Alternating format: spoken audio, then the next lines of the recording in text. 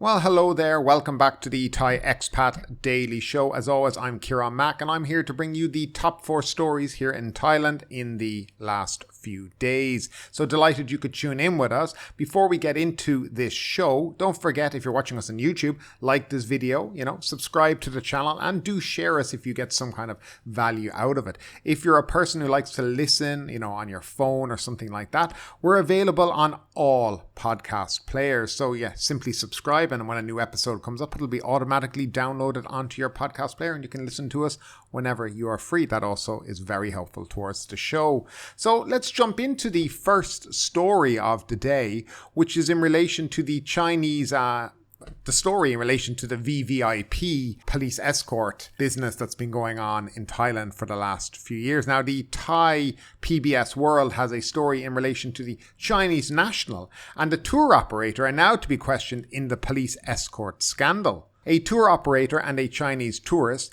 are to be invited in for questioning over controversial and unauthorized police escorts provided by Thai tourists and traffic police officers.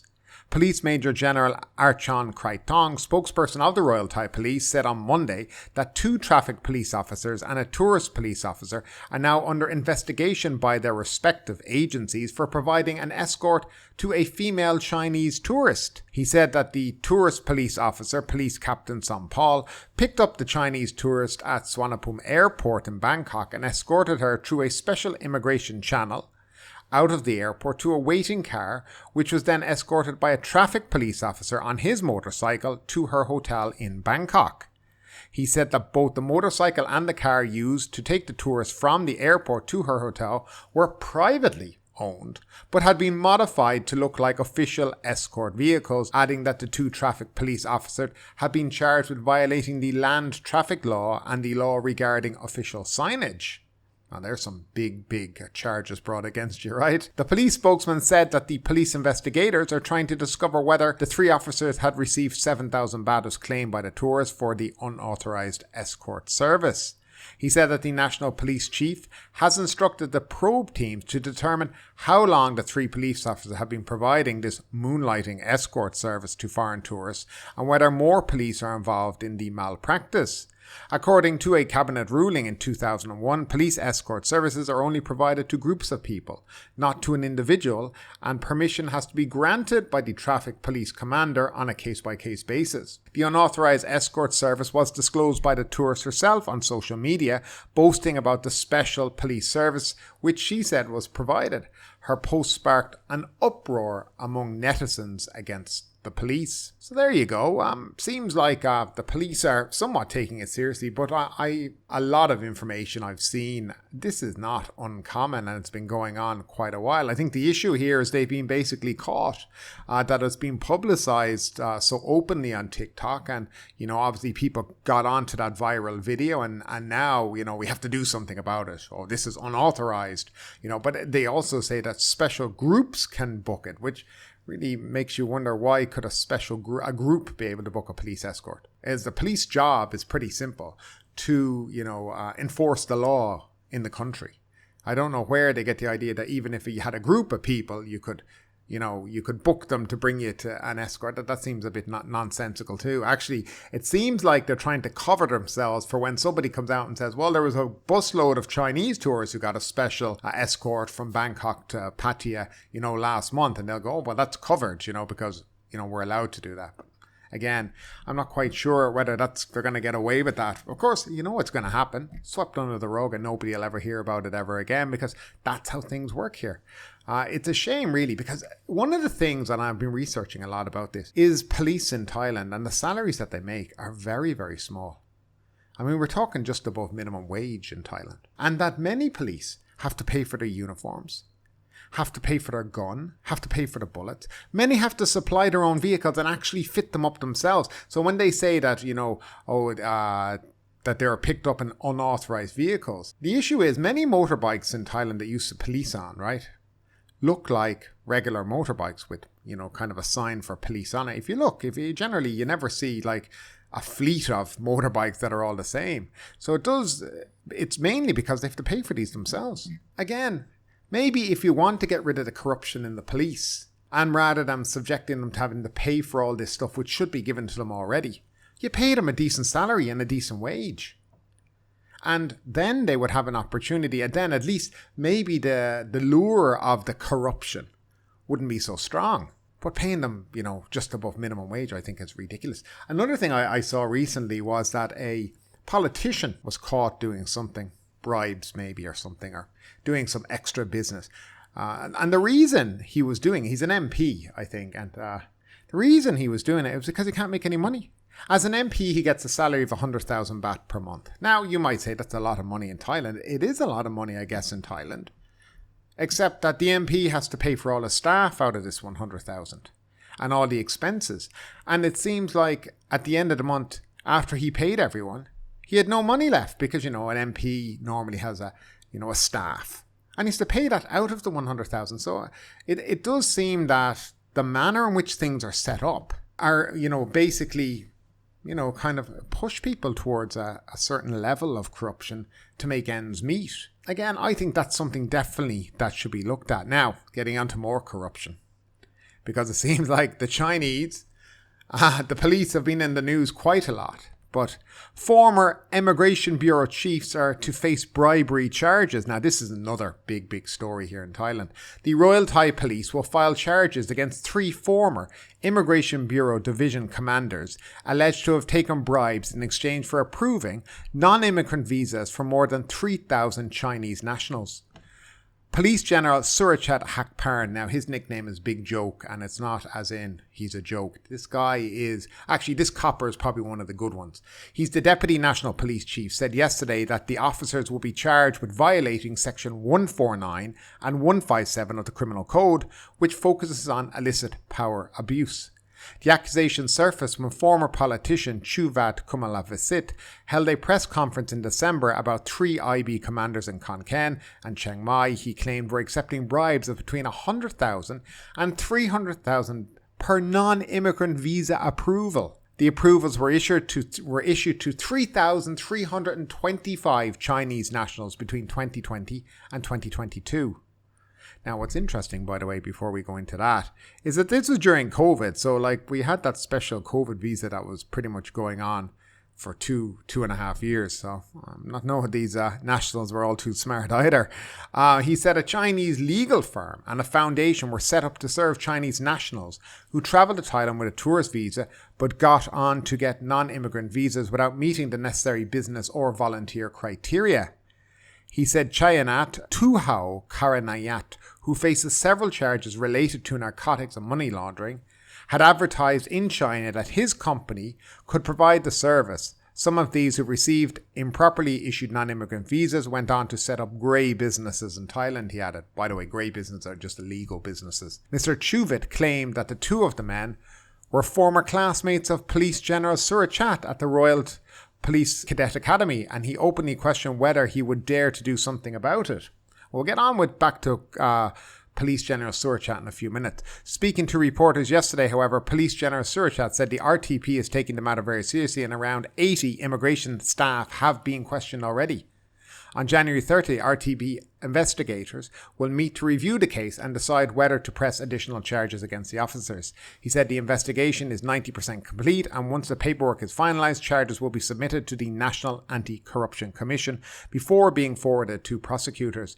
It will also pass on its recommendation to the National Police Inspector General, who may also take action, he said. So Police General Hakparn, now they're saying that basically, is he going to prosecute 3 of his mates from when he was in the police academy? I see no reason why he wouldn't think that he would. If anybody knows about this guy, as I said, he's one of the good guys, in my opinion, here in Thailand.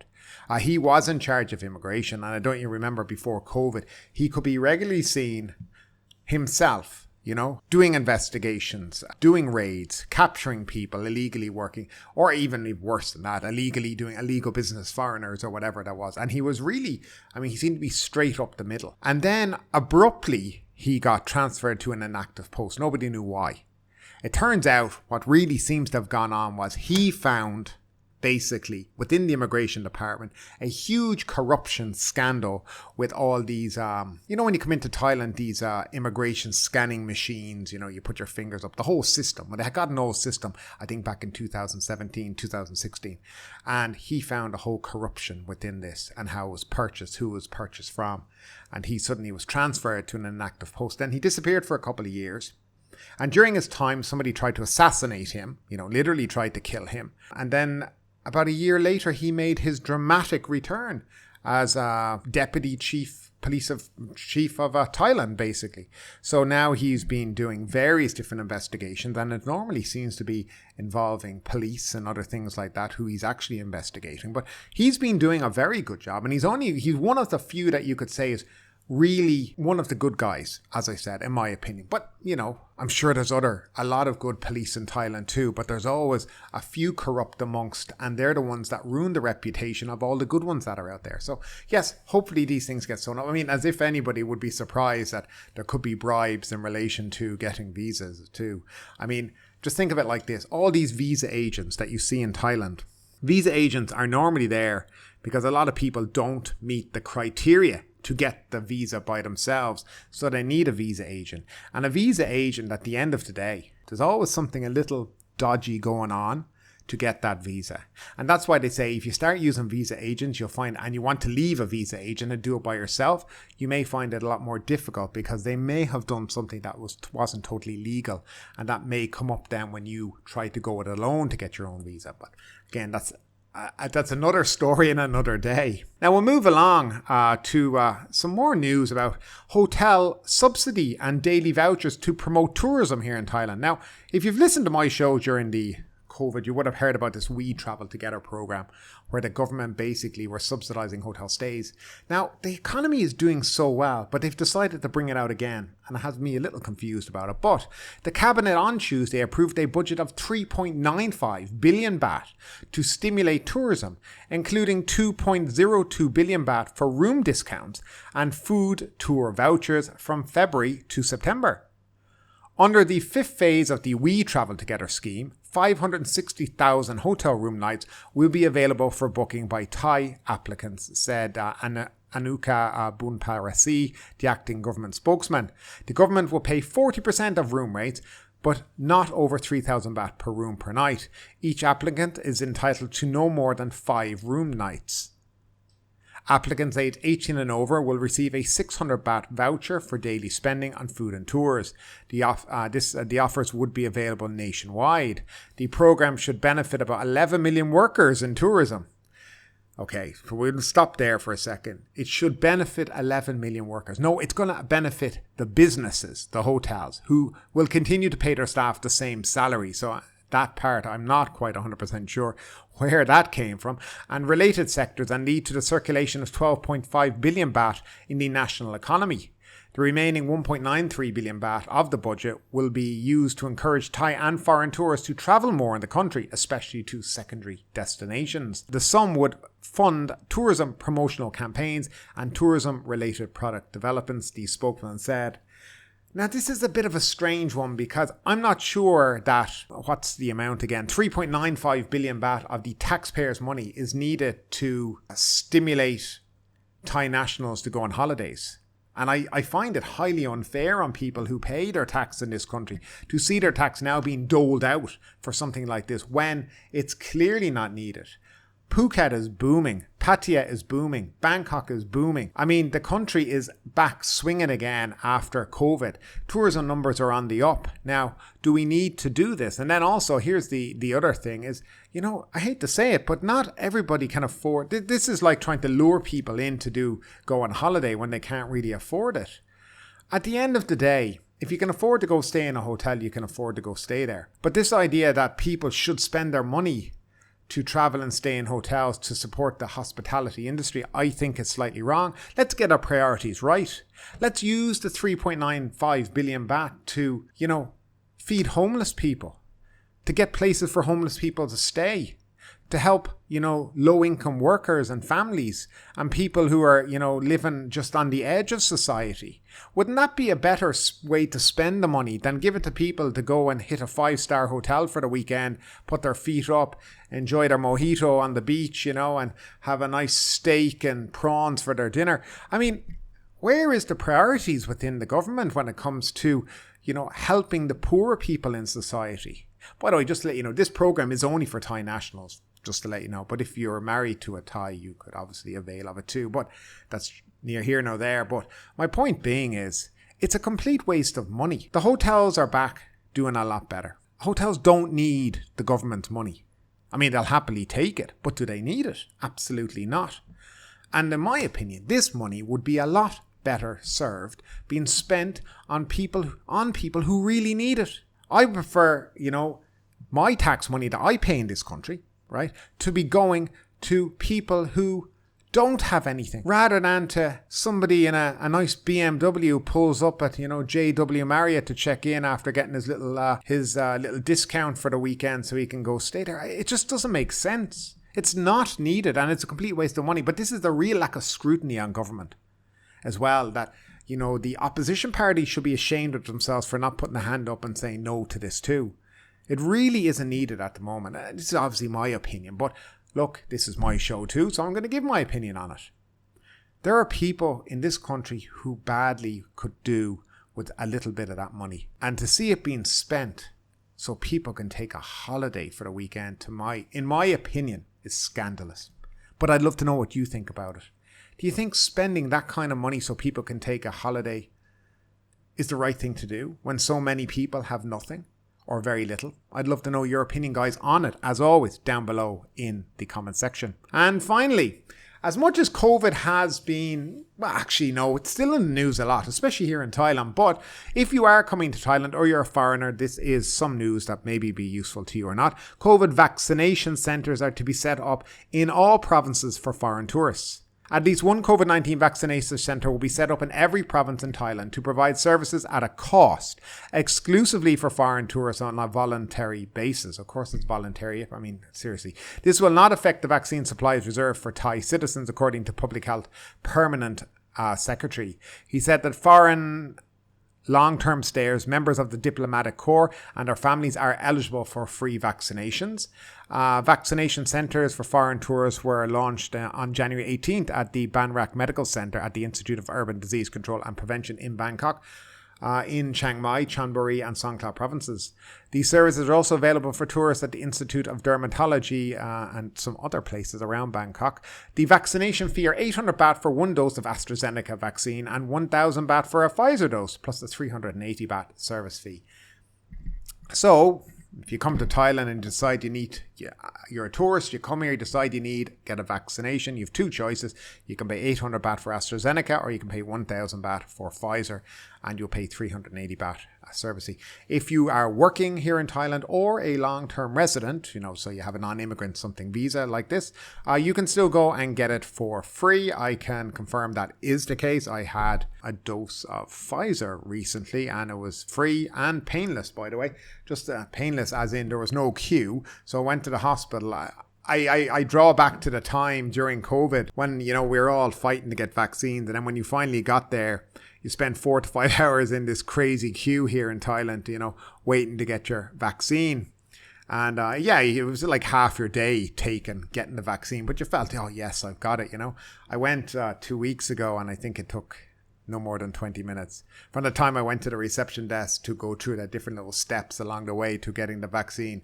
And no, here in Thailand, you used to have to wait 30 minutes after, but there was no 30 minutes. You could just leave straight away. So things have changed dramatically in a very short period of time. But anyway, so if you're coming to Thailand and you do feel like you want to avail of the COVID vaccine, there will be one centre set up in every province in the country. And that's it for today. Hope you enjoyed today's news, today's commentary. I will see you again in another day or two. Thanks for tuning in. Have a great day and stay safe, guys.